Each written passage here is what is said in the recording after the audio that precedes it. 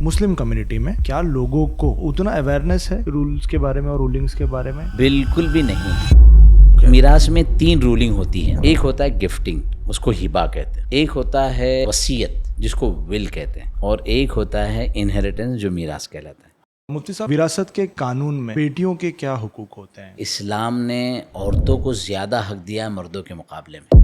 और अगर बेटे की डेथ होती है तो मदर को क्या राइट्स मिलते हैं बेटे की प्रॉपर्टी पे? तो बेटे की डेथ होने के बाद मदर को 16.66 परसेंटेज। हाँ, तो ये मदर का राइट है। एक लड़की वो डॉटर भी होती है, हाँ, वो वाइफ भी बनती है, वो मदर भी बनती है, बराबर। और वो सिस्टर भी होती है। इन चारों कॉन्टेक्स्ट में उसको हिस्सा मिलता है। एज ए सिस्टर भी मिलता है? एज ए सिस्टर भी मिलता है, लेकिन उसकी रूलिंग है हाँ। कि सपोज एक आदमी का इंतकाल है।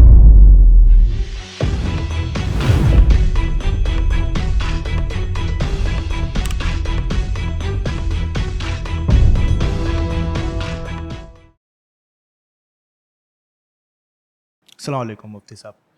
मुफ्ती साहब, विरासत के कानून में, इस्लामिक कानून में बेटियों के क्या हुकूक होते हैं? कि एक बेटी का क्या हक होता है अपने माँ बाप की जायदाद पे?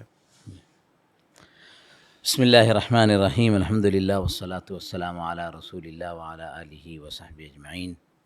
क़ाल अल्लाहु तआला यूसीकुमुल्लाहु फ़ी औलादिकुम लिज़्ज़करि मिस्लु हज़्ज़िल उन्सयैन इला आखिरिल आया। आपने मीरास में बेटी के हक़ के ताल्लुक़ से सवाल किया। जी। ये एक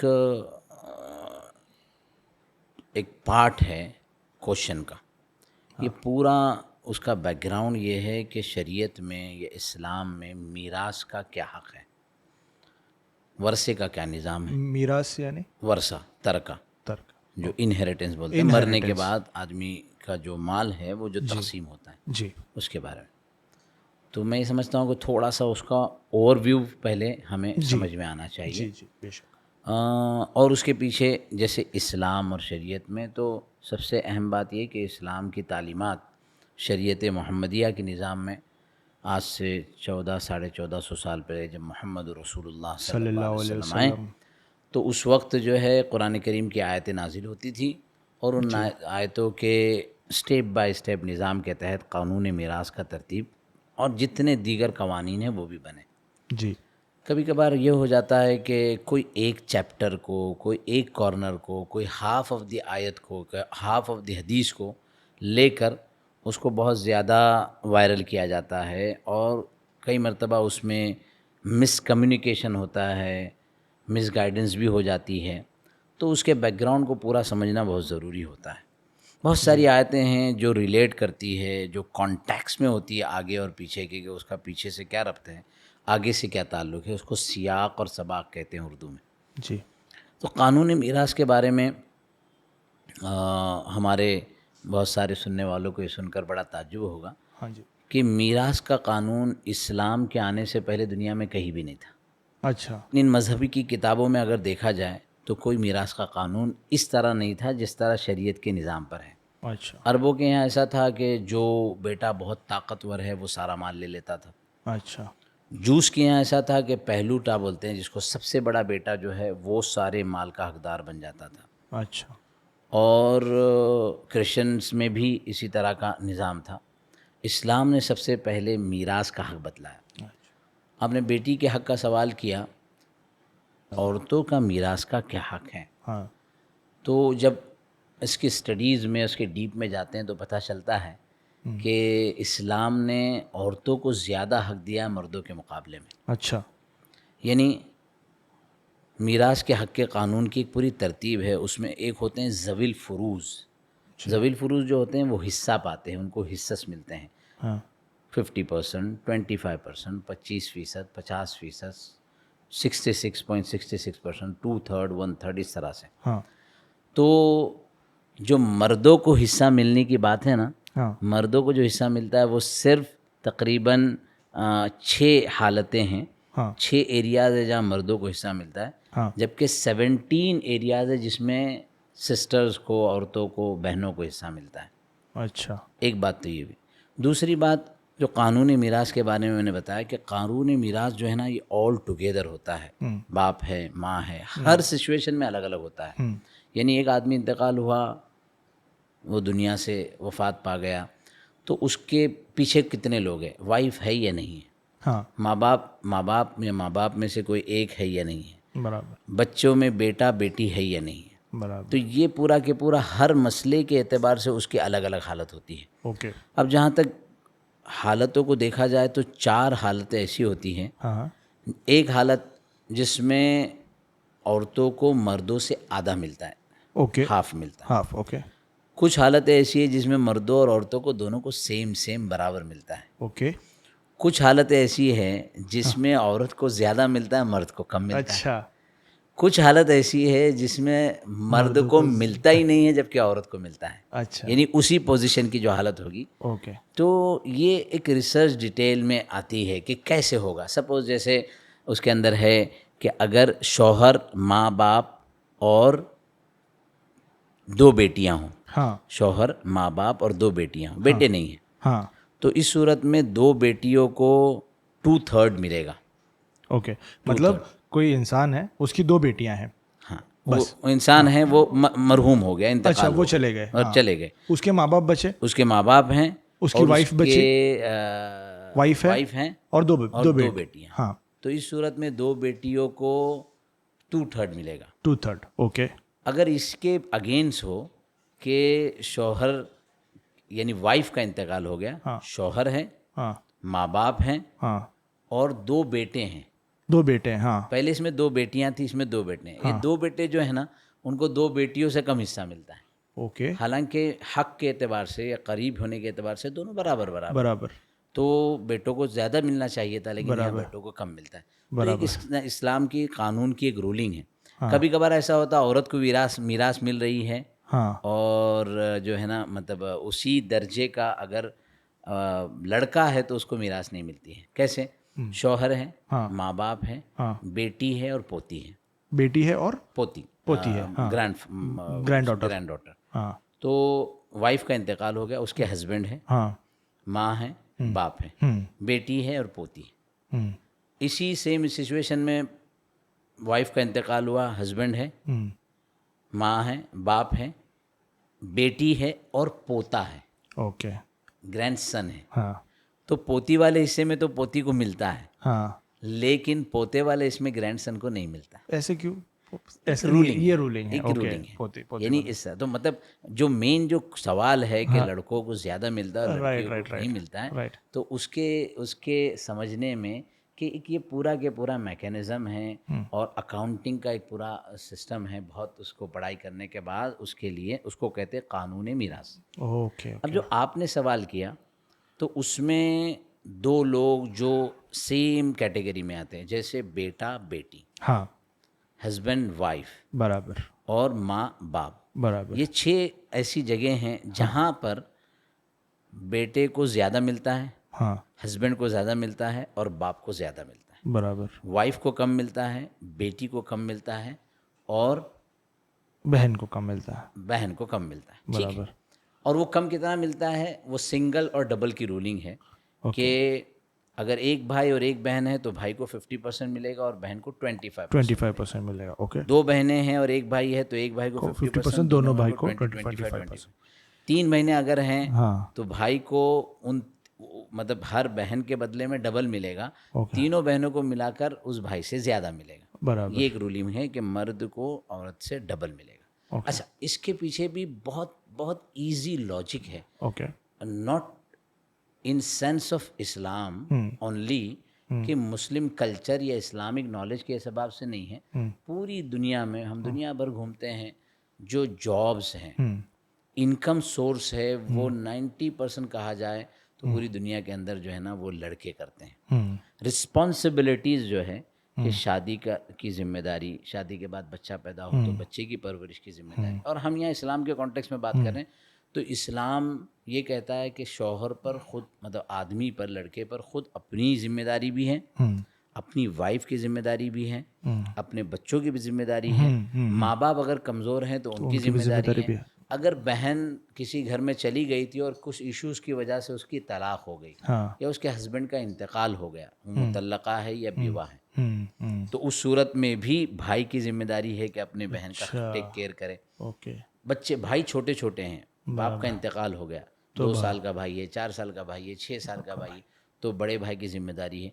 रिस्पॉन्सिबिलिटी जो माईशत के एतबार से है, हाँ। माली जो रिस्पॉन्सिबिलिटी है, फाइनेंशियल वो रिस्पॉन्सिबिलिटी। फाइनेंशियल रिस्पॉन्सिबिलिटी वो मर्द पर है। तो मतलब अगर दिया है विरासत में अलाउंस ज़्यादा, हाँ। तो फिर रिस्पॉन्सिबिलिटी भी बहुत ज़्यादा बहुत दी है ज़्यादा है। साथ में। यानी ओके। आपको सुनकर ताज्जुब होगा कि जैसे वाइफ है, अगर कमाती भी हो तब भी उसकी अपनी जो कफालत है, हाँ। उसकी जो अर्निंग है वो अपने पास रखे और वो अपने शोहर को बोले मेरे खाने का रहने का खर्चा तुमको देना है। हाँ। तो as a Islamic ruling husband पर है कि वो वाइफ को खर्चा दे।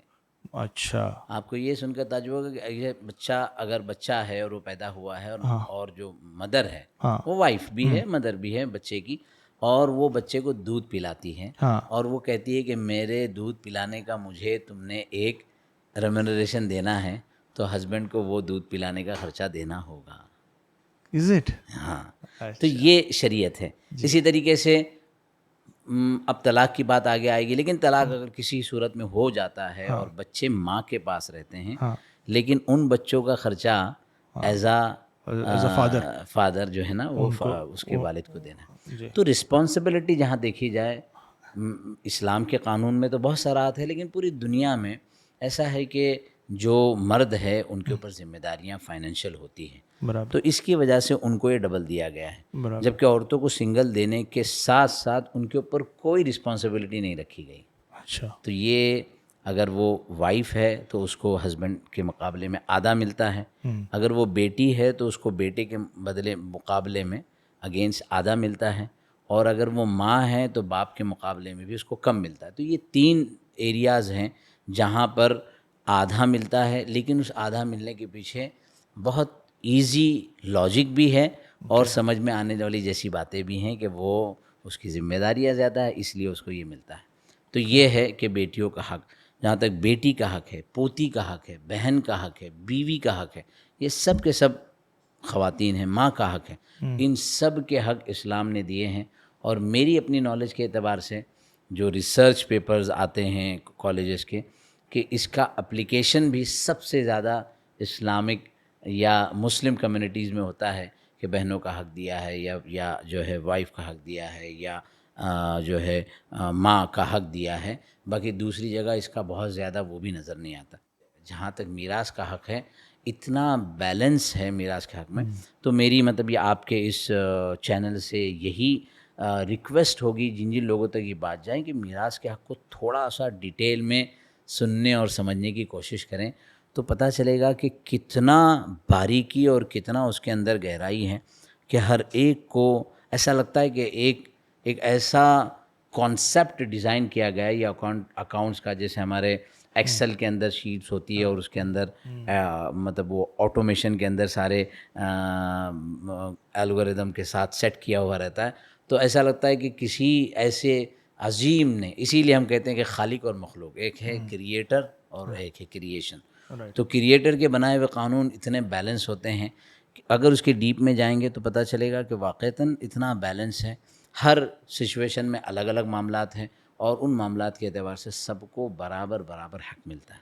तो बिल्कुल। ये तो ये सर जैसे आप जिस प्रोफेशन में है, जिस पोजीशन पे है, आपके पास बहुत सारे लोग गाइडेंस के लिए आते होंगे सेम इसी टॉपिक पे। तो आपका पर्सनल एक्सपीरियंस और ऑब्जर्वेशन क्या कहता है कि क्या लोगों को मुस्लिम कम्युनिटी में इंटरनली उतना अवेयरनेस है रूल्स के बारे में और रूलिंग्स के बारे में? एटलीस्ट बेसिक नॉलेज है कि आज हम वो लैक करते हैं, वो नहीं है हमारे पास वो बेसिक नॉलेज उतना? बिल्कुल भी नहीं है, बिल्कुल भी नहीं है। बिल्कुल भी नहीं है। देखिए, मुस्लिम में रूलिंग ऑफ इनहेरिटेंस तो छोड़ दीजिए, बेसिक जो चीज़ों की रूलिंग्स होती है, जहाँ तक पाकी सफाई की बातें हैं, मैं हमेशा कहता हूँ कि इस्लाम कहता है तुहूर शत्रुल ईमान, पाकीज़गी आधा ईमान है।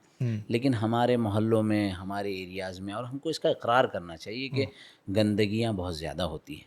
ये इतना इतना इतना बेसिक नॉलेज इस्लाम का हम नहीं रखते हैं कि इस्लाम किस तरीके की क्लीनिंग्स और किस तरीके की सफाई का ख्याल रखता है। और जहाँ तक ये रूलिंग्स की बात है, हमारी ही अपनी लैक ऑफ नॉलेज की वजह से हम दूसरे बरादरान वतन को, हमारे जो जो लोग आसपास रहते हैं उनको सही नॉलेज नहीं दे पाते। एग्जैक्टली। ज़ाहिर है कि हमारे साथ उनका कम्युनिकेशन होता है, किसी फ्रेंड के साथ कम्युनिकेशन होता है, और फिर वो देखते हैं कि वो कम्युनिकेशन में उनको सही आंसर नहीं मिल रहा है, बल्कि कई मरतबा हम खुद ही उनको मिसगाइड कर देते हैं। बराबर। तो इसीलिए हमारा, जैसे मैंने जिक्र किया कि फैमिली फर्स्ट गाइडेंस सेंटर है, ये मकसद ही इसका ये है कि हम एक एक फ़र्द तक जाएं और उनको उनके बेसिक मतलब नीड्स के बारे में, उनको बेसिक रिक्वायरमेंट्स के बारे में नॉलेज दें कि ये तरीका अगर सोचने का अगर ऐसा हो। जब आदमी एक दीवार बना लेता है और उसकी स्टोन वॉल हो जाती है, तो उसके बाद फिर वो सोचने समझने से दूर हो जाता है। अगर उससे पहले ही वो नॉलेज ले और उसके बारे में सारी रूलिंग समझे तो बहुत ईजी हो जाता है बातों को समझना और उसको अमल करना। एक पॉइंट ऑफ व्यू ये भी समझने समझाने का है कि गर्ल्स को, जैसे मैंने बताया कि लड़के को या डॉटर को सन से कम मिलता है, ठीक है। इस्लाम में माँ बाप का बहुत बड़ा मकाम है, बहुत बड़ा मकाम है। उन्होंने इस्लाम में बल्कि पूरी दुनिया जो है वो पेरेंट्स को बहुत बड़ा मकाम देती है। As a religious point of view तो बहुत बड़ा मकाम। बराबर। लेकिन जब किसी का इंतकाल हो जाए, उसका बेटे भी हो और माँ बाप भी हो, तो माँ बाप को हिस्सा कम मिलता है, अच्छा, बेटे को हिस्सा ज़्यादा मिलता है। बेटे को ज़्यादा मिलता है। वजह उसकी ये है कि माँ बाप अज़मत में बहुत बुलंद है। इस्लाम कहता है कि माँ के पैरों के नीचे जन्नत है बेशक। और बाप जन्नत का दरवाज़ा है। बिल्कुल। लेकिन उन्होंने अपनी ज़िम्मेदारियाँ पूरी कर चुके हैं, उनकी लाइफ का एक बड़ा हिस्सा गुजर चुका है। उनकी रिस्पॉन्सिबिलिटी और ज़िम्मेदारियाँ पूरी होने के बाद उनके बच्चों के ऊपर उनकी ज़िम्मेदारियाँ हैं, बराबर। और अब बेटा जो है वो अपनी ज़िम्मेदारियों को शुरू कर रहा है। बराबर। तो इसलिए बेटे को ज़्यादा मीरास मिलती है। यानी एक आदमी का ऐसे इंतकाल हो जिसका बेटा भी है और माँ बाप भी हैं, हाँ। तो माँ बाप को भी मिलेगा, लेकिन बहुत कम मिलेगा बेटे के मुकाबले में। बराबर। तो अब ये, इसको ये नहीं कहेंगे कि इस्लाम ने माँ बाप के साथ जुल्म किया है, ज़्यादती की है। बराबर। ये एक इंसाफ का तकाज़ा ये था कि यहाँ बेटे के लिए ज़्यादा ज़रूरी है कि अब इसको बहुत लंबी, हम अपनी ज़ुबान में कह सकते हैं, पारी खेलनी है, बहुत सारी जिम्मेदारियाँ पूरी करनी है, बहुत सारी रिस्पॉन्सिबिलिटियाँ पूरी करनी है। जबकि माँ बाप तो माशाल्लाह एक वक्त गुजार के अब जो है बुजुर्गी की उम्र को है। तो ये भी एक पॉइंट ऑफ व्यू है जिससे बेटा और बेटी के, या मियाँ और बीवी के, या माँ बाप के दरमियान के हिस्से को समझने में आसानी हो सकती है। बराबर। तो ये जो एस्पेक्ट है इसको ऐसे भी देख सकते हैं, अगर आप थोड़ा सजेस्ट करिएगा इसमें, कि क्या ये ऐसा है कि एक लड़की जो है उसको आगे चल कर के अपने शौहर के प्रॉपर्टी में भी वो एक हकदार बनने वाली है, जो कि एक आदमी शायद नहीं बनने वाला अपनी बीवी के प्रॉपर्टी में हकदार या जो भी है, बट तो फिर उसके पास ऑलरेडी अपने फादर का कुछ एक सर्टेन परसेंट ऑफ इनहेरिटेंस है, फिर आगे चल के वो अपने हस्बैंड का भी सर्टेन परसेंट ऑफ इनहेरिटेंस उसको मिलने वाला है, और बेटे का भी बाद में अगर मिलेगा सर्टेन परसेंट ऑफ इनहेरिटेंस। तो क्या इस लेवल पे आदमी और औरत का इनहेरिटेंस इक्वल हो जाता है, या यहाँ पे औरत का ज़्यादा हो जाता है? नहीं, मैंने जैसे शुरू में बताया कि डिफरेंट सिचुएशन में डिफरेंट हालात बनते हैं। आपने मतलब जुमले में ये कहा कि वाइफ के तरफ से हस्बैंड को नहीं मिलता, ऐसा नहीं है। अगर वाइफ की अपनी प्रॉपर्टी है, उसकी अपनी पर्सनल प्रॉपर्टी है, और वाइफ का इंतकाल पहले हो गया, तो फिर हस्बैंड को भी वाइफ के इसमें मिलता है। लेकिन हमारे इंडियन या एशियन कॉन्टेक्स्ट में ऐसे भी जो है ना, नॉर्मली वाइफ की अपनी पर्सनल प्रॉपर्टी होती नहीं है, हस्बैंड की ज़्यादातर होती है। बराबर। तो इसीलिए इस चीज़ को समझने के लिए, लेकिन आप देखा जाए ना तो एक लड़की वो डॉटर भी होती है, वो वाइफ भी बनती है, वो मदर भी बनती है, और वो सिस्टर भी होती है। बराबर। तो इन चारों कॉन्टेक्स्ट में उसको हिस्सा मिलता है। एज अ डॉटर भी मिलता है, एज अ सिस्टर भी मिलता है, एज अ सिस्टर भी मिलता है। अच्छा, as a sister, brother, sisters. लेकिन उसकी रूलिंग है कि सपोज एक आदमी का इंतकाल हो और उसके बेटा बेटी नहीं है, और सिर्फ वाइफ है, तो फिर ब्रदर सिस्टर्स को भी मिलेगा। अगर बेटा बेटी है तो फिर बेटा बेटी ज़्यादा हकदार है, उनको मिलेगा, तो ब्रदर सिस्टर्स को नहीं मिलेगा।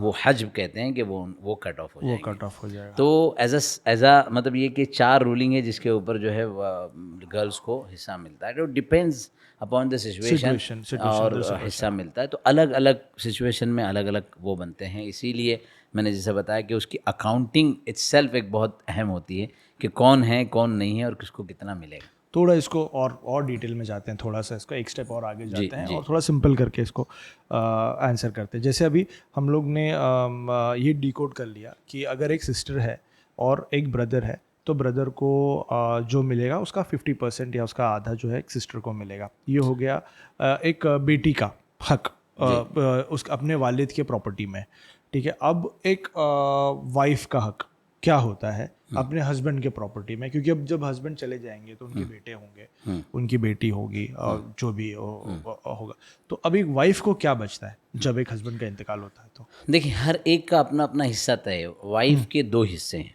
ओके एक है उसका 25%, 1/4, ओके और एक है 12.5%, 1/8। ओके मरने वाले का इंतकाल हो गया हाँ और बच्चे हैं, हाँ बेटा बेटी उसके हैं, तो फिर वाइफ को 12.5% मिलेगा, ओके 1/8। ओके वो 1/8 पहले ही मिल जाएगा, फिर बच्चों को तो आसबा यानी जो बचेगा वो मिलेगा। हाँ और अगर बच्चे नहीं हैं तो वाइफ को 25% मिलेगा। ओके। अब क्योंकि जस्ट शादी हुई है किसी कपल की और वेरी अनफॉर्चुनेट कि शोहर का इंतकाल हो गया, जी, शोहर के पास कुछ प्रॉपर्टी थी, जी। अब उनके बच्चे हुए नहीं है अब तक, सही। अब उनके भाई बहन होंगे, उनके माँ बाप होंगे, उनकी फैमिली होंगी, उनकी वाइफ तो अभी जस्ट घर पे आई जी। है, तो आते ही she is eligible for 25%। Yes, yes। Husband की जो प्रॉपर्टी है उसमें 25% का उनका हक बनता है।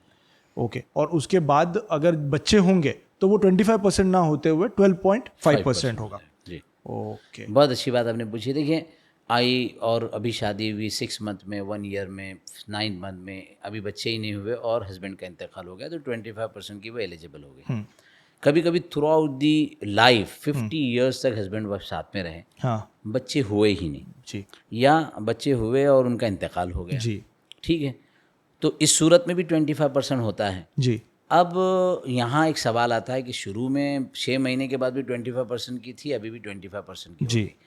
तो यहाँ शरीयत हस्बैंड को एक एक गुंजाइश देती है कि वो अपने लाइफ में, अगर उसको ऐसा लगता है हाँ कि मेरी वाइफ को सिर्फ 25% मिले, सपोज़ मेरा एक घर है जो हाँ 10 CR का है, हाँ और उसमें 25%, तो इसको तो 2.5 CR मिलेंगे और बाकी जो है मेरे भाई बहनों को जाएंगे। हाँ तो उसमें फिर हस्बैंड को, जब वो अपने अच्छी हालत में होगा, बीमार नहीं है, मर्जुल वफात में नहीं है, हाँ वो अपनी वाइफ को गिफ्ट कर सकता है।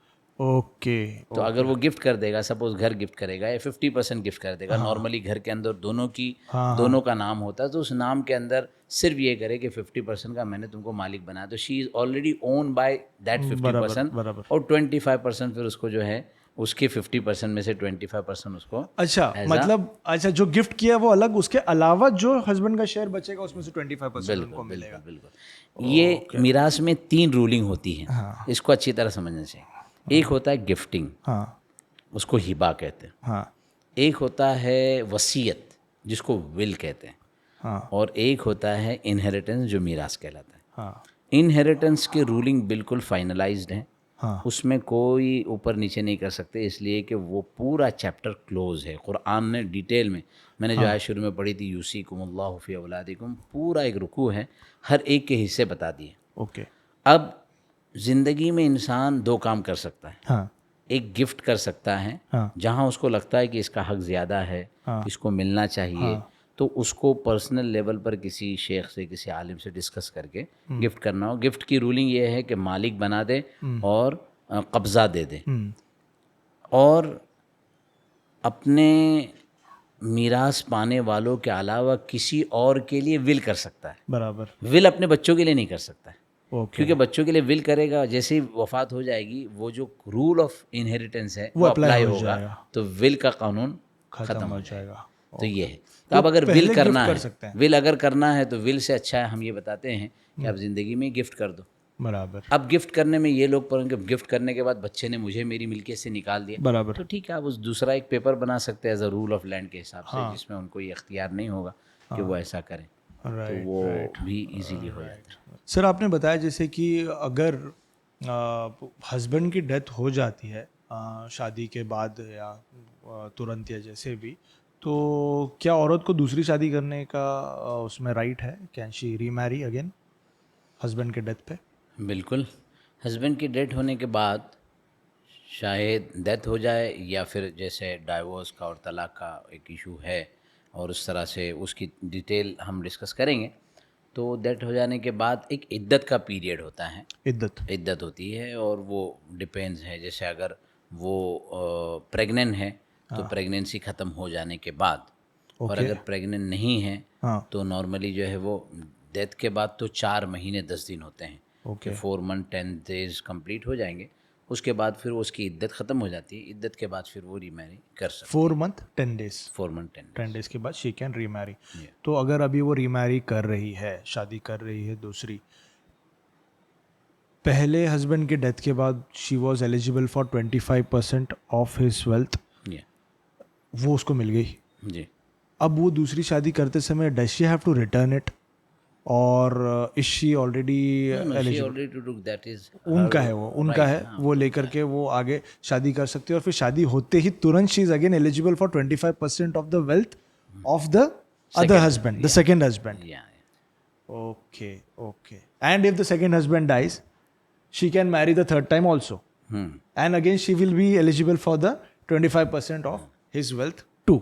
या Okay. बट दैट इज हाँ, ये तो मतलब हाईली अनलाइकली, मगर मतलब प्रोविजन खुला है। कुछ तो ऐसे केसेस सुने हैं कि अच्छा। जिसमें जो है ना हस्बैंड डाइड हो ही रहा था, बाद में किसी ने रिसर्च करके बताया कि इसके कुछ रीजंस थे जिसकी वजह से हुआ, या वाइफ का भी हुआ है कि कोई जो है हस्बैंड जो है वाइफ को इस तरह से कर रहा है, लेकिन ये कि अगर कुदरती तौर पर नेचुरली ऐसा होता है हाँ, तो उसको उसका हक मिलेगा। उसको उसका हक मिलेगा।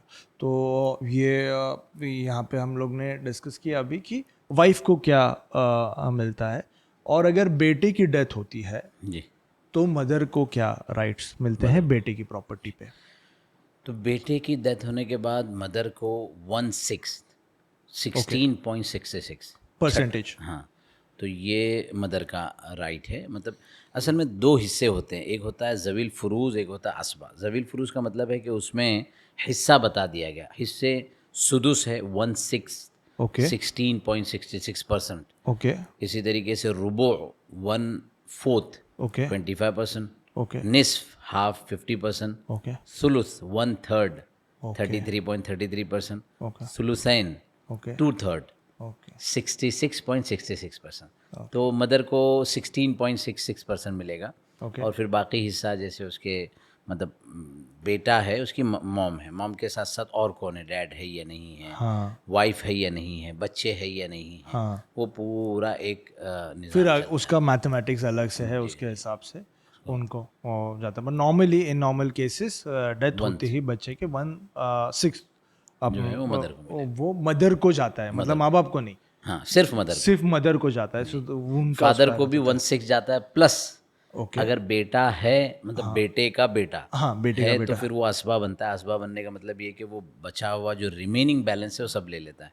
लेकिन अगर बेटा नहीं है, सपोज बेटा का इंतकाल हुआ और सिर्फ मदर एंड फादर है, हाँ वाइफ भी नहीं है, बच्चे भी नहीं, शादी नहीं हुई थी उसकी, हाँ और वो बेटा बिजनेसमैन था, उसकी अपनी प्रॉपर्टीज थी, हम्म, तो मॉम को भी 1/6, डैड को भी 1/6 मिलेगा। 1/6 के बाद जो बचेगा वो भी पूरा डैड का होगा। तो फिर इसका मतलब ये होगा कि 1/6 मदर को मिला है, बाकी पूरा के पूरा डैड को मिला पूरा के पूरा डैड को मिल जाता है। बेटा नहीं है, सिर्फ बेटी है, है। जी मदर फादर की डेथ हो गई। हम्म, अगर बेटा बेटी है तो हमको पता है कि सर्टेन अमाउंट बेटे को जाएगा, उसका डबल बेटी को जाएगा। बेटा नहीं है तो क्या सारी प्रॉपर्टी डायरेक्टली बेटी को चली जाती है? नहीं, उसका भी एक अकाउंट निज़ाम है। हाँ। अगर एक बेटी है हाँ। तो निस्फ 50% बेटी को जाएगी, ओके बाकी 50% किसको जाएगी, ये क्वेश्चन मार्क जी रहेगा। माँ बाप एक साथ तो इंतकाल होते नहीं हैं। हाँ अगर बाप इंतकाल हुए हैं, हाँ माँ यानी उनकी वाइफ है, तो वाइफ का हिस्सा जाएगा। बराबर माँ इंतकाल हुई है, बाप है तो उनके हस्बैंड है, हाँ उनका हिस्सा जाएगा। लेकिन सपोज माँ पहले इंतकाल हो गई और सिर्फ बाप और बेटी हैं, अगर एक ही बेटी है तो 1/5 उसको जाएगा, बाकी बाप के जो भाई हैं, ब्रदर्स एंड सिस्टर्स, ओके वो 50% उनके अंदर उनके अपने कैलकुलेशन के हिसाब से डिवाइड होगा, सिंगल एंड डबल। ओके अगर 2 बेटी हैं हाँ तो 2/3 66.66 इन बेटियों को जाएगा। अब अगर 2 बेटियां ही हैं तो 1/3 1/3 दोनों को मिलेगा। 3 हैं तो 66.66 डिवाइडेड इंटू 3 तो 22.22 तीनों को जाएगा। बचा हुआ जो है मदर को जा रहा है, नहीं, मदर का तो हिस्सा डिसाइडेड है, उतना ही जाएगा, जी, उतना ही जाएगा, फिर बेटियों को इतना जाएगा, तो जो बचेगा उसमें से कुछ वो ब्रदर्स से। वो ब्रदर्स एंड सिस्टर्स पे जाएगा। एक्चुअली उनको मदर ने कहेंगे। होता क्या है, जो मरने वाला है उसके रिलेशन को देखा जाता है, बेवा तो बेवा वाइफ उसकी वाइफ है, तो वाइफ को वही मैंने बताया कि अगर औलाद है तो 12.5% वाइफ को गया, हाँ 66.66 इन दोनों को गया, 87 पॉइंट हो जाता है, बाकी जो बचता है 21 पॉइंट समथिंग वो जो है भाइयों बहनों को जाता है। Very insightful. क्यों नहीं पता है हमें, हम कहाँ चूक गए कि तलाक, 3 तलाक जो है, तलाक तलाक तलाक ऐसे नहीं दिया जाता है, उसका एक प्रॉपर प्रोसीजर है। जितने हमारे नॉन मुस्लिम्स ब्रदर्स हैं, रियली ये है ना कि हमने उनको सही इस्लाम पेश नहीं किया, हमने सही इस्लाम की प्रैक्टिसिंग बताई नहीं, खुद हमारा नॉलेज इतना कम है। इस्लाम के दायरे में, शरीयत के दायरे में शादी से पहले क्या किसी नौजवान को कोई लड़की पसंद आ सकती है? बिल्कुल पसंद आ सकती हैं, और अगर उसको पसंद नहीं आ रही है ना हाँ। तो घर वालों की जिम्मेदारी है कि उसको लड़कियां दिखाए ताकि उसको पसंद आए। अच्छा, अगर मदर का सेकंड मैरिज है तो बेटा भी वली बन करके अपनी माँ का निकाह करा सकता है। सबसे पहले तो इस्लाम सेपरेशन को पसंद नहीं करता है। अब गज़ुल हलाल इलल्लाहि अत्तलाक, अल्लाह के नज़दीक सबसे नापसंदीदा हलाल काम कोई है वो तलाक है।